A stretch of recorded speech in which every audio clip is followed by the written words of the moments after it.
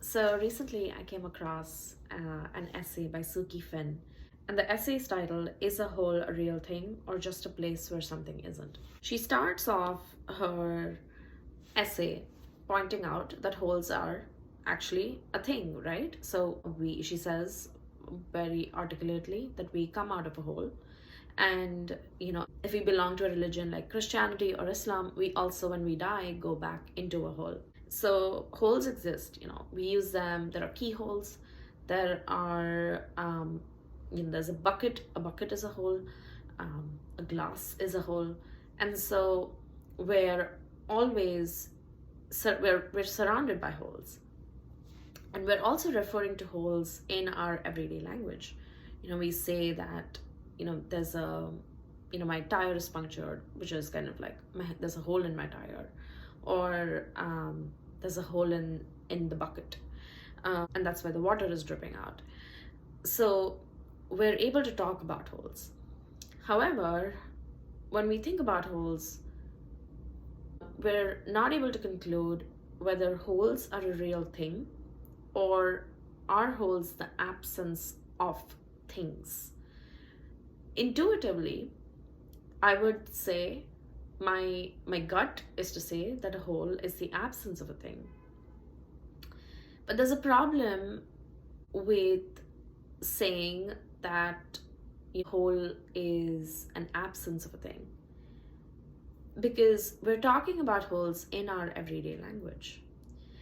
And so one way around that is to change our language so that we're not referring to the hole, but we're referring to the object that hosts the hole. For example, instead of saying that there's a hole in my bucket, I would say that the bucket is perforated. So I'm shifting attention from the lack of something to the thing that exists. But there's a problem with this. One is that language is not going to be able to solve for all the cases where holes exist. I I think, for example, if we talk about the black hole, I'm not sure if there's anything around that we can point to then talk about the black hole. And the other problem is that just because we stop talking about something, does it mean that it doesn't exist? So that's not how scientific research usually works, right? We don't expect that just because we're in denial about something, that the problem doesn't exist. That's the problem with believing that holes are actually the absence of material things.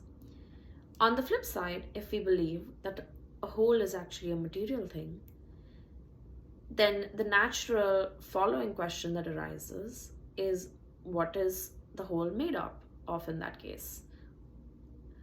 And so, again, I think the next logical answer to that question is, we can talk about what surrounds the hole. And so in the paper, Suki Finn gives an example of a donut.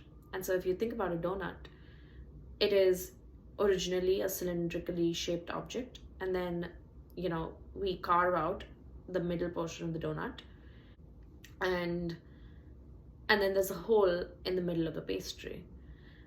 And so if we think about the donut, and we want to consider the possibility that the middle section of the donut, which is the whole of the donut, actually doesn't is actually a material object,